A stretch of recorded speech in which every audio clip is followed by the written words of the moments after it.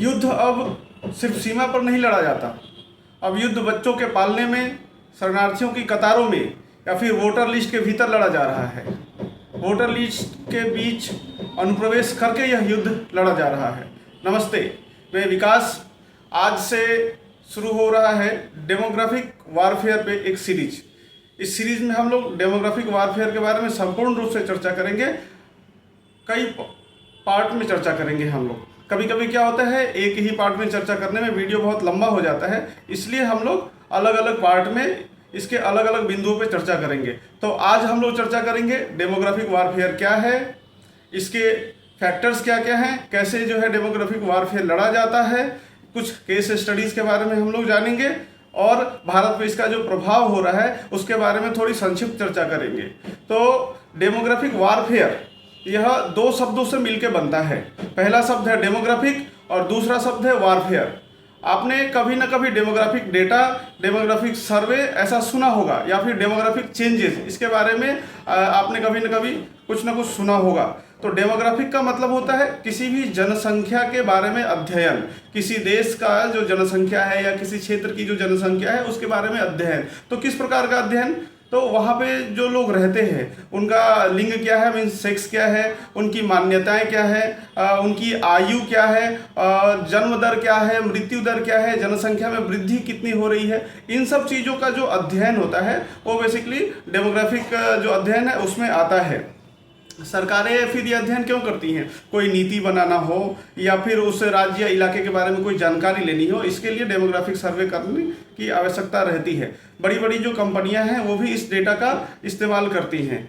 जो शत्रु देश होता है वह भी इसका इस्तेमाल करता है। जैसे अपनी सरकार इस्तेमाल करती है, कंपनियां इस्तेमाल करती हैं अपने कस्टमर सेगमेंट के नॉलेज के लिए, उनके बारे में जानकारी के लिए, प्रोडक्ट डिज़ाइन करने के लिए, मार्केटिंग के नॉलेज के लिए। वैसे ही जो शत्रु देश होता है वह भी इसका इस्तेमाल करता है, क्योंकि जब तक जनसंख्या के बारे में जानकारी ना हो तब तक उस जनसंख्या को प्रभावित करने वाली जो रणनीति है वो नहीं बनाई जा सकती है।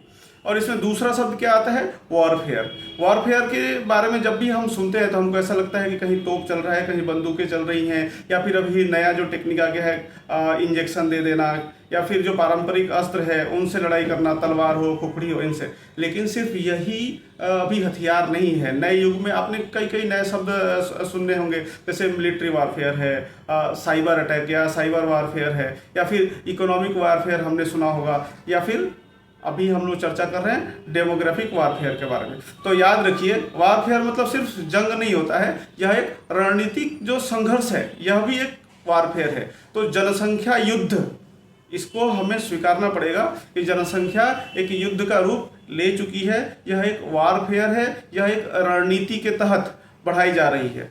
तो डेमोग्राफिक वारफेयर क्या है, हमने डेमोग्राफी के बारे में समझा कि डेमोग्राफी किसे कहते हैं, वारफेयर के बारे में समझा, इन दोनों को मिलकर बनता है डेमोग्राफिक वारफेयर। तो डेमोग्राफिक वारफेयर का मतलब हो गया कि जब जनसंख्या को इस प्रकार की रणनीति के तहत इस्तेमाल किया जाए, जब वह किसी राष्ट्र, किसी देश, किसी क्षेत्र, किसी समाज, किसी संस्कृति के विरुद्ध में काम करे, तब उसे हम वारफेयर के रूप में मानने लगते हैं। जनसंख्या की वृद्धि होना यह प्रकृति का नियम है। एक आम का वृक्ष है, वह भी जो फल है, वह फल के अंदर जो बीज होता है वो क्या है, अपनी संख्या वृद्धि के लिए होता है। तो यह एक प्राकृतिक अवस्था है जनसंख्या में वृद्धि होना, और यह स्वाभाविक है, प्रकृति के सही से संचालन के लिए आवश्यक ही है। लेकिन यह जो प्राकृतिक गुण है उसको जब एक रणनीति के तहत, एक गलत उद्देश्य या षड्यंत्र के तहत इस्तेमाल किया जाए, तब जाकर के हम उसे युद्ध की श्रेणी में लेकर के आते हैं। जैसे दो लोगों का आपस में लड़ना, यह स्वाभाविक प्रक्रिया हो सकता है, समाज में आप एक साथ रहते हैं किसी न किसी कारण से। लेकिन जब जो दो देश आपस में लड़ते हैं, दो समाज आपस में लड़ता है, और इस लड़ाई की जब रणनीति बनाई जाती है, तब वह लड़ाई साधारण नहीं रह जाती है। तब क्या है, वो एक रणनीति के तहत बन जाती है। तो हमको ऐसा लगता है कि भाई एक षड्यंत्र रचा जा रहा है। तो ये जो डेमोग्राफिक वारफेयर है, इसके हथियार क्या क्या हो सकते हैं। तो एक सबसे पहला जो हथियार है, जैसे ही हम जनसंख्या पे बात करते हैं तो जनसंख्या में क्या है, जन्म और मृत्यु आती है। तो एक हो गया उच्च जन्म दर, मतलब अगर एक सामान्य है कि कोई जो कपल है, महिला पुरुष जिनका विवाह होता है, फिर उसके बाद में एक दो बच्चे का जन्म लेना एक स्वाभाविक विषय है, होना चाहिए। लेकिन जब 4-5 बच्चे, 5-6 बच्चे, उससे अधिक 10-10, 12-12 बच्चे जो है जब पैदा होते हैं और लोग इसको सहजता से स्वीकार करते हैं और उनको लगता है कि ये पैदा करना हमारा किसी विशेष उद्देश्य के लिए, वो कह सकते हैं कि भाई ये हमारे कौम के लिए है, या उसको उनको कोई प्रेरित कर रहा है, या फिर उनको लगता है कि हम अगर अपनी जनसंख्या बढ़ाएंगे तो इस क्षेत्र पे हमारा कब्जा हो जाएगा धीरे धीरे, आज नहीं तो 10 साल बाद सही, 15 साल बाद सही, 20 साल बाद सही। और इस उद्देश्य से जब कुछ किया जाता है ना, तो यह जो उच्च जन्म दर है वह डेमोग्राफिक वारफेयर का एक मजबूत हथियार बन जाता है। दूसरा क्या है, जो रिलीजियस कन्वर्जन होता है ना, मतांतरण होता है, कोई इसको धर्मांतरण कहते हैं। तो आपने सुना होगा कि अभी बस्तर में वहाँ पर कई खबरें आई कि क्या है, लोग डिजिटली, जो ईसाई मिशनरीज है वो डिजिटल मीडिया का यूज़ करके, डिजिटल जो भी तंत्र है उसका यूज़ करके लोगों का कन्वर्जन कर रहे हैं। तो भाई हमको कन्वर्जन क्यों करना है? कोई व्यक्ति अगर हिंदू है, कोई मुसलमान है, कोई सिख है, कोई जैन है, तो ठीक है, उसकी अपनी आस्था है, उसका अपना विश्वास है। फिर उनको अपने लोभ के कारण, उनको भय दिखा करके, उनको किसी भी बाह्य माध्यमों से प्रभावित करके, बाह्य बल के प्रयोग से अगर हम उसको उसके मतांतरण के लिए प्रयास करते हैं कि आपका अभी वर्तमान का जो विश्वास है आप उसको बदल करके हमारी तरह सोचने लगिए, हमारे तरह हो जाइए, तो यह क्या है, यह गलत है, यह गैर कानूनी भी है। तो जो धर्मांतरण है, मतांतरण है, रिलीजियस जो कन्वर्जन है, यह भी एक अस्त्र है। क्यों? यह भी सहजता से नहीं होता है, सहजता से कोई अपना विश्वास नहीं छोड़ सकता है। अगर कोई हिंदू है तो सहजता से ईसाई नहीं बन जाता है, सहजता से मुसलमान नहीं बन जाता है। उसके लिए क्या है, किसी न किसी तरीके से प्रभावित किया जाता है। हो सकता है आप यह वीडियो देख रहे हो और आपके मैसेंजर में, व्हाट्सएप में आपको ऐसा अनुभव हो कि किसी न किसी ने मैसेज किया था कि आप किस चीज़ का पालन कर रहे हो, वो चीज़ें ठीक नहीं है, आपको मैं दावत देता हूँ, आपको मैं इनवाइट करता हूँ कि आप ईसाई बन जाओ, आप मुसलमान बन जाओ। अभी तो न्यूज़ में भी यूपी के एक मुस्लिम जो धर्मगुरु हैं उनके बारे में चर्चा चल रही है कि भाई उन्होंने एक पूरा रैकेट बना रखा था। ईसाई मिशनरीज के बारे में हम आए दिन सुनते रहते हैं कि वहाँ वो कन्वर्जन होता है और कन्वर्जन को वो एक टूल के रूप में इस्तेमाल करते हैं। और यह जो ईसाई मिशनरियों का अभियान है वो आज से नहीं है, वो शताब्दियों से है ना। तो उसके बारे में फिर कभी चर्चा करेंगे। लेकिन डेमोग्राफिक वारफेयर के अपने इस वीडियो में एक पहला चीज़ हो गया उच्च जन्म दर, दूसरा हो गया धार्मिक मतांतरण जो है, तीसरा जो होता है वह है इन्फिल्ट्रेशन, मतलब बाहर से जो लोग हैं उस देश में आकर के, उस क्षेत्र में आकर के रहने लगते हैं। जैसे क्या है, बांग्लादेश से जो बांग्लादेशी मुसलमान हैं वो आ रहे हैं, पाकिस्तान से लोग आकर के यहाँ रह रहे हैं, फिर यहाँ रहने के बाद यहाँ के लोगों के साथ में मिल जाते हैं। जैसे पाकिस्तान से कोई पंजाब, अमृतसर, हरियाणा, दिल्ली आकर रहता है तो उनकी वेशभूषा, भाषा लगभग समान होती है। थोड़ा बहुत एक स्थानीय जो टोन होता है वो अंतर होता है, लेकिन अधिकतर चीज़ें मिलती है, खान पान भी मिलता है, कद काठी भी मिलता है, रंग रोगन भी मिलता है, तो वो उसमें तुरंत जो है वो समरस हो जाते हैं, मिल जाते हैं। वैसे ही बांग्लादेश से जब कोई मुसलमान, बांग्लादेश से जब भी कोई रोहिंग्या भारत में प्रवेश करता है, पश्चिम बंगाल में प्रवेश करता है, तो यहाँ क्या वो भी बांग्ला बोलता है, यहाँ की स्थानीय जनसंख्या भी बांग्ला बोलती है। तो उनके खान पान, जैसे मछली भात खाना, तो उनका जो भी खान पान है, उनकी जो भाषा भूषा है वो लगभग सिमिलर होती है। तो इससे क्या होता है कि वो यहाँ के लोगों के साथ में मिल जाते हैं और मिलने के बाद में धीरे धीरे यहाँ के लोगों से उनका संपर्क बनता है। यहाँ की जो अगर कोई पुरुष है तो यहाँ की महिला के साथ विवाह करता है, कोई महिला है तो यहाँ के पुरुष के साथ विवाह करती है, और इससे फिर क्या है, वही कुछ जन्म दर वाली बात आ जाती है और उनकी संख्या यहाँ पे जब जुड़ती है तो और संख्या उनकी बढ़ जाती है। और यहाँ चूंकि एक रणनीति के तहत यह किया जा रहा है तो एक फिक्स एजेंडा होता है। वो बाहर से देखने में लगता है कि नहीं सहज है, वह सभी आ रहे हैं, ये भी आया, कोई बड़ी बात नहीं है। दूसरे से क्या है, इंटर जो स्टेट है, जैसे मेरठ के तरफ के लोग पश्चिम बंगाल में आ गए, है ना, हैदराबाद से लोग आ गए, कश्मीर से यहाँ आ गए, और यहाँ एक विशेष पॉकेट में वो बस जाते हैं जहाँ पे उनको ऐसा लगता है कि एक शेल्टर हमें मिल रहा है, राजनीतिक संरक्षण मिल रहा है, स्थानीय जो लोग हैं वो हमें संरक्षण दे रहे हैं, और वहाँ पे वो स्वयं को सुरक्षित महसूस करते हैं और अपने एजेंडे पे वो सफलता से काम कर सकते हैं, ऐसा उन्हें लगता है। तब जो है वो वहाँ पे सेटल हो जाते हैं। और इस प्रकार क्या होता है कि वहाँ पे जनसंख्या जो है बढ़ने लगती है। देखिए जनसंख्या जो बढ़ती है ना, जनसंख्या का जो रूपांतरण होता है, तो उसमें ऐसा नहीं है कि पूरे ज़िले का एवरेज अगर किसी एक समुदाय की जनसंख्या के पक्ष में जाता है तभी जाकर के वो प्रभावी होते हैं। आप जहाँ रहते हैं वहाँ से आपका ज़िले का हो सकता है कि अगर ज़िले के केंद्र में आप रहते हो तो 20 kilometre, 50 kilometre, 60 kilometre, 100 kilometre, 150 kilometre लंबाई ऐसी हो सकती है।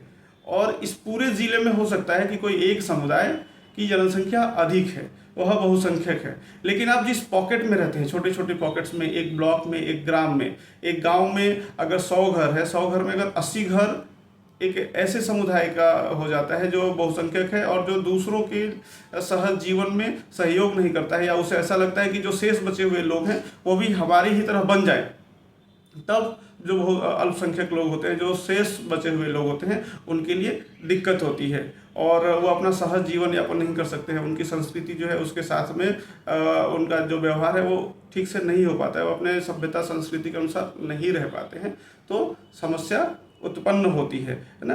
तो अभी अपने उच्च जन दर की बात कर लिए, जनसंख्या की वृद्धि में उच्च जन दर का जो महत्व है उसके बारे में हम लोगों ने चर्चा कर ली, इन्फिल्ट्रेशन की चर्चा कर ली। इसके साथ साथ में क्या है, कुछ लोग शरणार्थी बन के आते हैं, जैसे रोहिंग्या है वो शरणार्थी बन के आते हैं और शरणार्थी के साथ साथ रहते हुए वो यहाँ पे पहले अस्थायी बस्तियों में रहते हैं, फिर धीरे धीरे क्या है पूरे देश में वो फैल जाते हैं और फिर यहाँ का उनको पहचान पत्र मिल जाता है। पहचान पत्र मिलने के बाद में उन्हें लगता है कि ठीक है, अब वो लीगली यहाँ व्यवहार करने लगते हैं। अब उनके बच्चों का मदरसे में एडमिशन हो जाता है, प्राथमिक विद्यालयों में एडमिशन हो जाता है, फिर वहाँ से रिजल्ट उनको मिल जाता है परीक्षा पास करने के बाद में, बैंक अकाउंट खुल जाते हैं, आधार कार्ड बन जाता है, राशन कार्ड बन जाता है, धीरे धीरे कुछ लोगों के पासवर्ड भी बन जाएंगे या बन गए होंगे। अभी तो अब्दुल माजिद का जो केस है वहाँ उनके पास पासपोर्ट भी था। तो इस प्रकार से क्या है वो यहाँ समरस हो जाते हैं, लेकिन वो एक विशेष एजेंडे से यहाँ पे जब समरस होते हैं तो समस्या उत्पन्न हो जाती है। आज जो क्राइम बढ़ने लगता है कभी कभी न्यूज़ में भी आता है, तो उसमें क्या है कि उनकी अपनी एक मानसिकता होती है, उस मानसिकता के साथ ये रह रहे होते हैं। यहाँ का जो स्थानीय समाज है उसकी अपनी एक मानसिकता है, अपनी एक रहन सहन की प्रवृत्ति है, संस्कृति है, उसके हिसाब से वो रहते हैं, तो दोनों में अंतर आता है। अभी जैसे देखिए असम का मामला भी बहुत गर्म है। असम में धुबरी जो जिला है वो 1971 के जनसंख्या जनगणना में लगभग जो वहाँ की हिंदू बहुल जिला था, वो जिला जो है हिंदू बहुल था, लेकिन 2021 का जो एक अनुमानिक तथ्य आ रहा है उसमें क्या है, उसमें लगभग 65% जो है मुसलमान हो गए हैं ना। तो वहाँ पर अभी मुस्लिम जो है बहुसंख्यक जनसंख्या है। तो उसका धुबरी जिला के बारे में आप जब देखेंगे, वहाँ के न्यूज़ निकाल कर देखेंगे, तो वहाँ लोगों में आपस में संघर्ष, जीवन यापन में असुविधा, एक थोड़ा दबदबा रखना है ना, जो स्वाभाविक रूप से जो लोग रह रहे थे, जो अभी वर्तमान में हिंदू अल्पसंख्यक हो गए हैं, उनके जीवन में व्यवधान आना, लॉ एंड ऑर्डर की इशूज़ जो है क्रिएट हो रहे हैं। तो इस प्रकार क्या है, अब ये जो 71 से 21 तक का ये 40 वर्षों में जो परिवर्तन होता है, यह एक स्वाभाविक परिवर्तन नहीं है। इसमें ऐसा नहीं है कि वहाँ जो लोग थे उनके बच्चे हुए और उसके कारण में ये जनसंख्या का विकास हो गया, यह जनसंख्या इतनी हो गई और हिंदुओं की जनसंख्या कम हो गई। कम और अधिक क्या है, ये तुलनात्मक विषय होते हैं। तो इसमें बांग्लादेश से जो इन्फिल्ट्रेशन हुआ इसका बहुत बड़ा रोल है। वैसे ही आप पश्चिम बंगाल के मालदा और मुर्शिदाबाद, ये जो सीमांत जिले हैं, उनको आप देखेंगे, यहाँ फिर यहाँ अपना 24 परगना में बसीरहाट देखेंगे, यहाँ छोटे छोटे कॉलोनीज बन गए हैं बसीरहाट में, आप जा करके देखेंगे तो, और वहाँ पर उनका प्रभाव बढ़ गया, हर चीज़ों में उनकी एक उपस्थिति है। तो ये जो जनसंख्या युद्ध है, इसमें क्या होता है कि यह युद्ध आपको पारंपरिक युद्ध की तरह नहीं लगता है। इसमें लोग धीरे धीरे आपके साथ मिलते हैं, आपके अगल बगल में ही रहते हैं, आपको ऐसा लगता है कि नहीं सब कुछ तो ठीक है, उनके साथ हमारा व्यवहार भी अच्छा हो रहा है, वो हमारे यहाँ खाने पीने आते हैं, हम उनके यहाँ खाने पीने जाते हैं, हमारे बच्चे एक साथ खेलते हैं, कोई राखी बांधता है, बंधवाता है, ये सारी चीज़ें होती हैं। लेकिन यही सारी चीज़ तो कश्मीर में भी हो रही थी, यही सारी चीज़ तो मुर्शिदाबाद में भी हो रही थी। तो कश्मीर में अचानक से ऐसा क्या हुआ कि 89 से 91 के बीच में सारी चीज़ें अचानक से बदली और उसके बाद में जो है वहाँ से हिंदुओं को विस्थापित होना पड़ा। उसको एक्सोडस कहते हैं, वो जस्ट एक डिस्प्लेसमेंट नहीं है, वो एक विस्थापन नहीं है, एक्सोडस है।